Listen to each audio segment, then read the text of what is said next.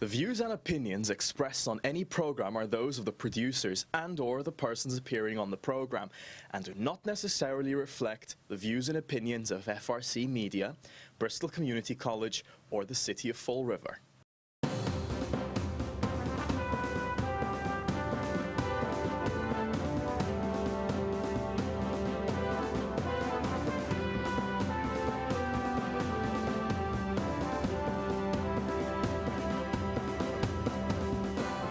Well, hello, welcome to Spindle City Straight Talk. I'm Chip. And I'm CJ. And it's Monday in a Rev, and CJ's got some stuff to bring up right away. Right off the bat, well, this weekend, Patrick Higgins and I have been researching tremendously. The dynamic duo. Yeah, we've been researching tremendously what happened Friday.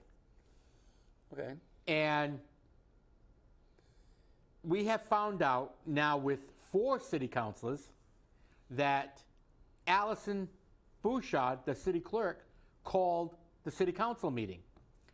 And they're going under the presumption that she can do that because of what happened when Tom Kozak, remember Tom Kozak? Yep. When he was president and he resigned. Yeah. Now, under the old charters, and that's going back 2 charters, or 2 situations, that may have been the way it is, but under the new charter, that's not the way it is. Yeah. Now, Patrick has every intention of challenging this in court. This could have some ramifications that we don't want to hear about. They don't want to hear about Okay? it, for sure. Right, and it's not going to be, it may not be a good thing for the city council or for Allison Bouchard. Because not only was it an open meeting law violation, it may have been a violation of the law. Now, New Bedford has a line of succession. Every other community has a line of succession. In New Bedford, if the president steps down, the first vice president assumes the presidency. And according to our charter, that's what happens That's here. what happens here, according to our charter. But then again, what the hell's the charter? Right. But then again, according to Rumsey, who obviously I don't think knows anything about municipal law, that doesn't happen. That's a pretty good assumption. Yeah, that doesn't happen. So we already have problems with this new city council. And the city council presidency, Michelle and Pam made it very clear it wasn't going to be unanimous. And furthermore, I don't believe Linda had the right or authority under Cushing's to make the motion to make it unanimous because she wasn't on the side that did not prevail. That's correct. Okay, the side that didn't prevail should have been the one to say, I move that we make this vote unanimous. So again, we're violating our own rules. Yeah. Well, you know how bad Cushing's is. CJ. Yes. But I do know that that's the way it is with Roberts and Atwoods, because whenever at a convention, whenever there was a contested and sometimes very hotly contested race to show some solidarity within the union, somebody from the side that actually lost would go up and say, in order to, to say we will work with whoever, blah, blah, blah, and in the spirit of unity, we make it unanimous. Not that it always prevailed either, but the motion, but it's normally from somebody from the side that, yeah. Well, the worst part about it was Linda knew that, because before she made the motion, she said, shouldn't somebody make the motion to make this unanimous? So we have some unanimity, which is not a word. Self-aggrandizement. Yeah. You see, I couldn't say that word, and I promised I'd say it on the next show, but we got so busy I didn't. I can say that word. Self-aggrandizing. That stuck to my tongue that day, and once it starts, it doesn't get off the palate. Exactly. But, okay, I'm sorry I deviated. No, don't worry about it. I had to prove to everybody that I could actually articulate that word. Okay. No problem at all. So it's going to be interesting to see how this plays out and what's going to happen with it. Patrick wants to file it in New Bedford Superior Court upon his return, and I think he's going to. Well, listen, to me, CJ, and I know you did talk about this in a flush. Yes. Yeah. So, see, this unfortunately is a symptom of a greater problem. Mm-hmm. It looks like we have a cabal being created. It's like the federal government. When we've got a federal government that fundamentally it's a one-party system, and they basically want to eliminate the other party. So, you know, this was obviously political from the get-go. I do not believe, number one, it was already scheduled for the next meeting. Correct. Okay, there was no necessity for this except the fact that they just couldn't wait to show everybody they were in charge. And Paul couldn't wait. Now, there was all kinds of, and you said you researched it thoroughly. There was things about, and I saw in the flush, you talked about how the mayor can call a meeting, and or the council can call a meeting, or 5 councilors. Yeah, we all know that. Right. But the problem is the mayor can't call a meeting to direct the city council to do council business. It's Correct. not his part of the government. That's right. And I know there were rumors that said, oh, the mayor was going to do this because, you know, if he dropped dead, Yep. you know, there'd be nobody. Well, there is somebody to take his place. The vice president, That's who right. by the charter, that, by the way, our mayor says he always abides by, Correct. ascends to the presidency. Correct. So all of this was BS. What this was what on the federal side, they show. We have the power. We're going to show you that we got the power now. The people be damned. The rest of the council be damned. We got it. And we're going to show you this because we're not going to wait till the next meeting to put in our guy. We're going to do it right now. And that's scary because right now we don't have a city council of checks and balances. We have a council that is going to do whatever the executive branch wants and vice versa. And that is not good for the regular people of Fall River. Don't get me wrong. It's going to be great for the lawyers, the developers, the bankers, Yeah. all the rich people in Fall River. But it's not going to be good for the guy that can barely pay his rent now, that we have that cavalier attitude of, it's only $2. What does that mean? It means a hell of a lot. It means a hell of a lot. Like I said, I've got 60% of the retirees in this city that I represent are living on less than $25,000 a year, most under $20,000 gross. And they can qualify for food stamps. And $2 is a lot of money, Councilor Washington. Whether you think it is or not, it is to some people, to most people in the city of Fall River, and actually now in the United States, because 2/3 of the people in the United States are living paycheck to paycheck.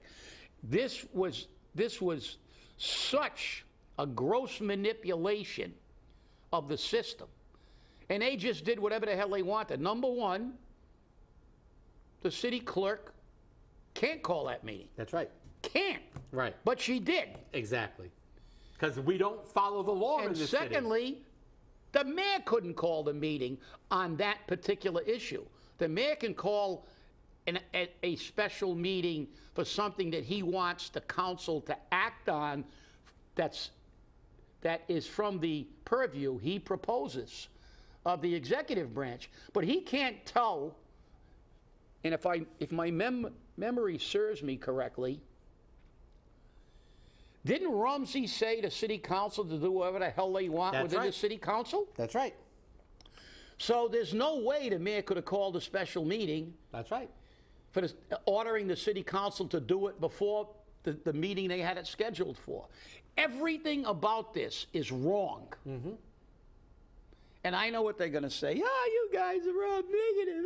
You know, so you're picking out what's the difference? The difference is equal justice under the law. We have rules. You don't believe in rules? You want to live in a society like this? I'll tell you what, go move to Philly, where they're killing people en masse. They have the highest murder rate in their history. Go move to Chicago, run around on the south side of Chicago, where there's 500 shootings every weekend. Or go somewhere where they're carjacking that's gone up 875%. Go to somewhere where there's no rules, where there's no law and order, where nobody has to, you do whatever you want. So don't give me that crap. I don't want to hear it, because I know you got all the little whiners are going to start whining. You're making a mountain out of a molehill. No. If you allow, first, that's the way it starts. First, you acquiesce to something like this that really has no bearing except what it symbolizes. And then they start with the biggest stuff, ignoring the law like Biden does. He doesn't care what the Constitution says. He's not going to, no, the border, I'm going to do whatever I want. I'm going to run the country by fiat. And we've seen the disaster that we're in. But this is horrible. And I hope Patrick does file a complaint. Well, you know what's interesting? I want to take you back a few years.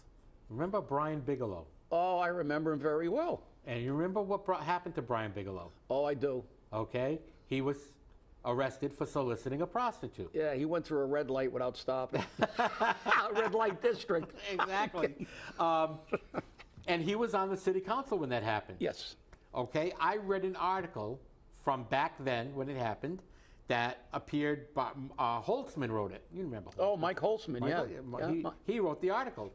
And all the city councilors, including Joe Camara, were supportive of Brian Bigelow.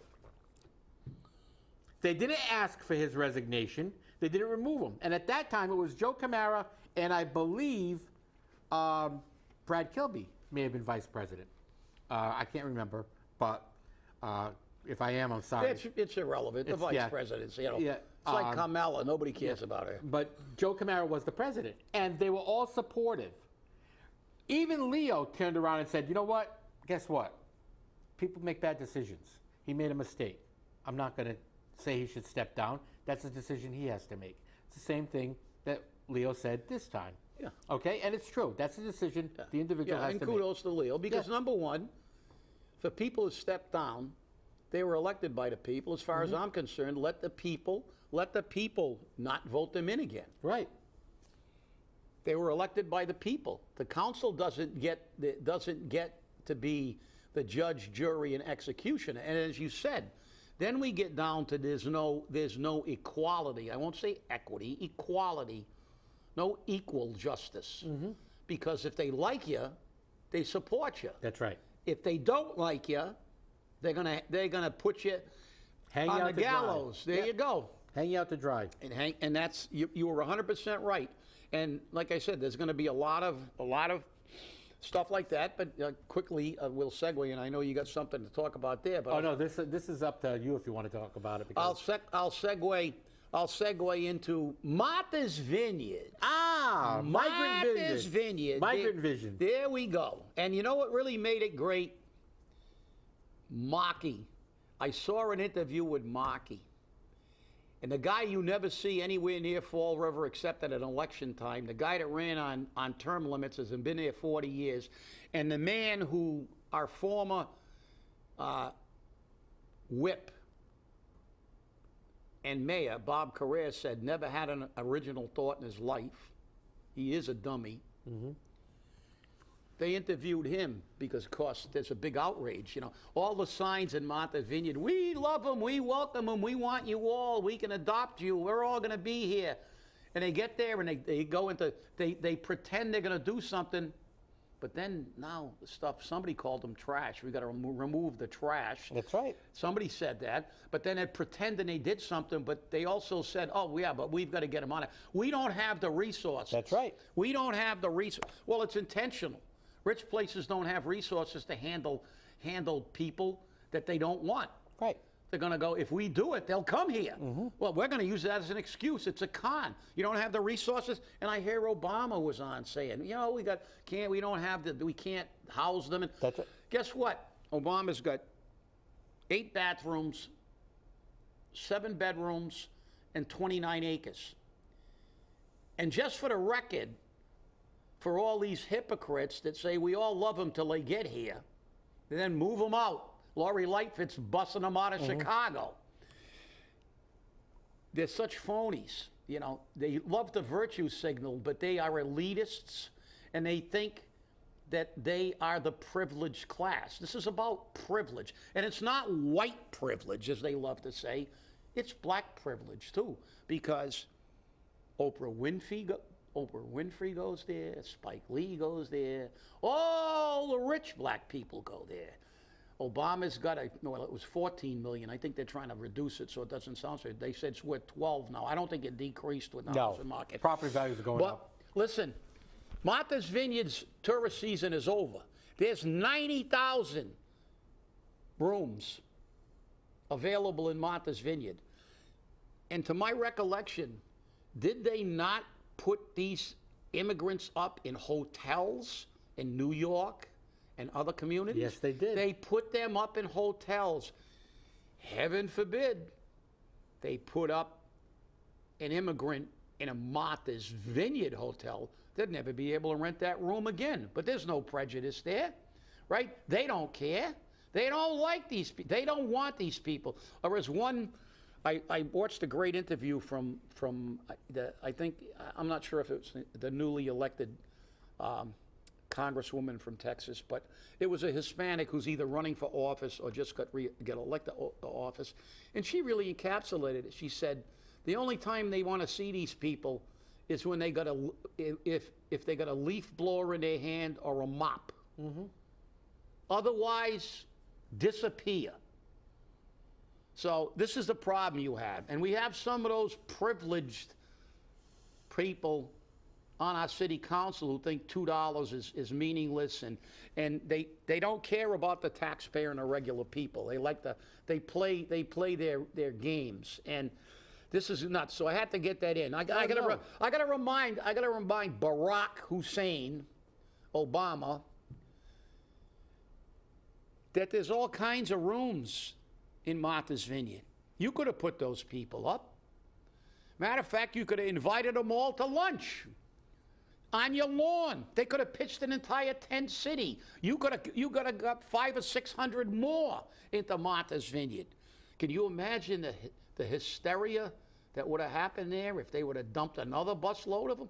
I mean, it took them like one night they spent in Martha's. Not even 24 hours. Not they even were on a 24 bus, hours. and then they interviewed that bonehead Markey, and he's like, and the reporter was talking about Martha's Vineyard and said, well, they bust them and stuff, and she said, well, do you think that they should have, don't you think since they said they wanted these people, they should have kept them there? You know what Markey did? I can't even, because he looks so doofus, I can't. But he goes like this. When she started asking a question, you could see him go with his earpiece going. And then she asked it again, and he goes.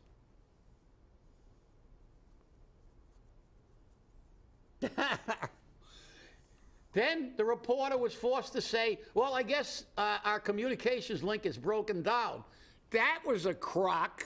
It didn't break down. He didn't want to answer the question. That's right. He froze like a popsicle. That's right. He didn't know what to do. That's right. These phonies. Oh, we're sanctuary states. Oh, we're sanctuary cities. Send them to Fall River, New Bedford. We don't care. They're not coming to Newton. I was going to say, you don't hear Newton, you don't hear Cambridge, one of the first sanctuary, Somerville, one of the first sanctuary cities. You don't hear them say, oh, bring them here, bring them here. Nobody wants them. Yeah. Nobody wants them. So, yeah. And Fall River's not saying bring them here, because Paul doesn't want them, because we're going to have market rate housing, and they can't afford it. Even the people in Fall River can't afford it. Exactly. But then again, who knows? But he might take a knee with them. Yeah, that's right. He might take a knee with them. But otherwise, he's not going to. He doesn't know. Look, it's just hypocrisy at its greatest. So I had to get that one in, and I see you got an article, Independent EMS, new Public Works Department, now Fall River government will be reorganized. Well, here you go again, people. I love it when they show what a bunch of lying hypocrites they are. And remember, we called this out way back when. Yeah. We called this out way back when. We did. Do we have to pull the city council meeting when they went in and they said that they were going to give all these EMTs, they gave them Group 4 protection, then they gave them fire department rank and fire department pay. Mm-hmm. When they don't go into burning buildings, they stay outside and triage. I respect what they do, but they don't have to go into prison riots like Group 4 people at corrections. They don't have to go into school shooting situations or bank robberies like police, and they don't have to go into burning buildings. and they're not supposed to be there. But they gave them Group 4. And then they said, but don't worry, we're going to meld them in. We're bringing the EMS into we're going to have fire-based EMS. We said it was BS then, and they're proving it now. They're creating a whole new level of bureaucracy, and they're all getting good money. Because heaven forbid, believe me, and I'm not speaking from theory. Let me tell you something. I talked about fire-based EMS 30 years ago when they first created EMS. I was one of the first firefighters riding an ambulance because I was an EMT. And they had civilians riding with firefighters at the time. I talked about fire-based EMS because they've had fire-based EMS in Providence for years. The IAFF has all kinds of publications on how to meld fire, have fire-based EMS. But you know the problem? They don't want it here. They don't want it here. Because fire-based EMS will remove all their supervisors. That's right. Because now they will become under the fire department. If you go to Providence, they don't have civilians in charge of their EMS. The fire officers are in charge because they're firefighters, and they've been melded in with the department. And I'm going to give you a little historical nugget that probably nobody knows. This was to take care of people from the beginning. Former Fire Chief Louis A. Shea actually had a degree in pre-med. He wanted to be a doctor, but he ended up on a fire department. But early in his career, he used to work at St. Anne's Hospital. I believe it's St. Anne's. Could have been Charlton. That doesn't make... But he worked in labs over there. And who was one of his best friends? Dick Robillard. And when we began to bring EMS in, what did he do immediately? He brought in all the people who were civilians and created a civilian structure of supervisors so they could get nice pay, nice retirement. And it's always been like that. And the thing is, there's been fire-based EMS for decades. But that's the hypocrisy. They sold again the council. We're always negative. Everything we complain about, we're always negative. It's not negativity, it's reality. We told you when they were in front of the council that they would never consolidate those. They would never bring them into the fire department. And here goes Paul again, expanding the budget, creating a whole new department. And, I'm going to give you a tax break, guys. Never. Because all he keeps doing, 68 new jobs. Now he's going to create a whole new department. And with that department comes an expansion of that department. There will be no doubt they're all going to get pay raises again. And they got massive pay raises when they got fire department rank and stuff. And they're going to get it again. Right. But Paul doesn't care how he spends money. In this time where everybody is trying to shrink and make things lean, there he goes again. You know? He's a Democrat. Loves tax and spend, baby. Tax and spend. Well, in this case, he doesn't even tax and spend. He just spends. But listen, I've seen fire-based EMS all over the country. So have I. I went to conventions and, and looked at they always had, whatever city we went to, they always had these things about, they had the fire department of that city there with all their vehicles and EMS, and 90% of them had fire-based EMS. I'm not saying get rid of EMS. I'm not even saying get rid of the people in EMS. There is a mechanism where they can take a fire exam, go to the fire academy, get qualified as a firefighter, then become a firefighter, paramedic, firefighter, EMT, like they got all over the Cape. Exactly. By the way.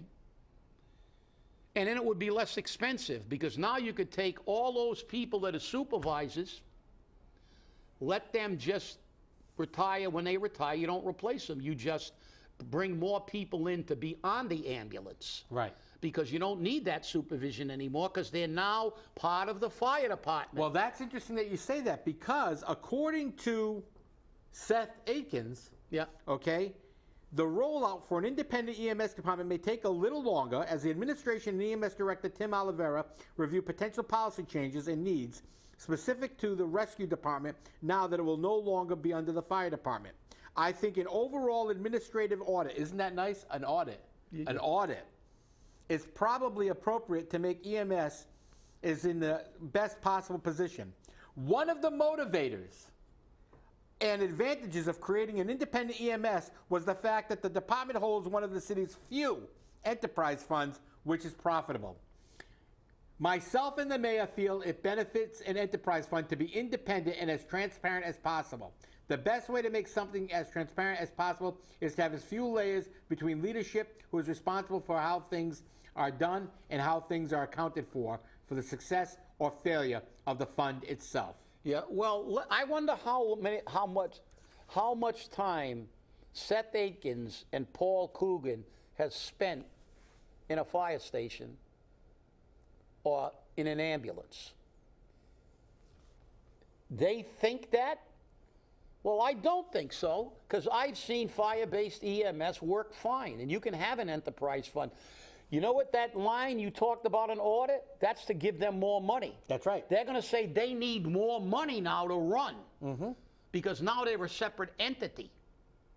Well, so, you know, this is BS, and you got two pinheads who know nothing about EMS or the fire service and fire-based EMS. Fire-based EMS has worked in some of the biggest cities in this country. LA,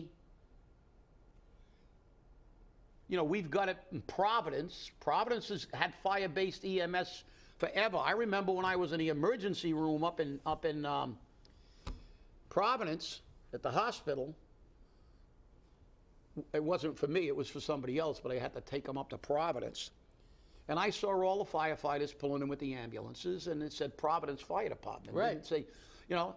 So obviously, everybody else in the world has learned how to run this thing more efficiently and effectively, and for less money without that big tier of supervisors.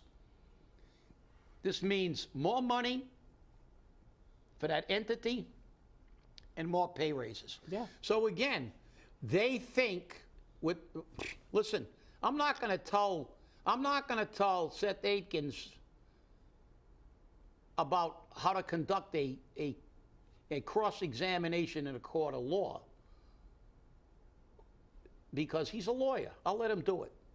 He might know something about that. Might. I don't know. Maybe. The same thing with Rumsey. And I'm not going to tell Paul Coogan how to walk around at Durfee with his hands in his pocket as a vice principal, high-fiving his students. But don't try to sell, again, the media. And who wrote it again? Their chief propagandist. Yep. So don't tell me that this is good for the public, because it isn't. It's a crock again. It's how to spend more money without even blinking an eye in the midst of and everybody now. Even the Dems who are dragging their feet saying, it's not going to be a recession. They're all saying, here it comes, right, and it's going to be deep, and it's going to be long. That's right. This is what our mayor does. Spend more money, expand everything. And I love the way they wrap it up in that euphemism. Reorganization. Last reorganization we had on the Carlton Viveris, the result was everybody that was a department head got more money. That right. was the result. Was it more effective? No. Yep. Thank you for bringing that up. No, I wanted to bring that up. Now everybody's going to be upset. And here's the kicker, okay? If they want independent EMS, we'll move them out of the fire department. Charge them rent. Yeah. They're independent. They should pay. They should pay, because right. fire department gets charged for its water bill, its electric bill and stuff. Yeah, let them get their own stations. That's right. Hey, I want to thank you all for watching. It's been a great show. And remember, stay safe, stay angry, and hold your politicians accountable. We'll see you on Wednesday. Have a great day, everybody.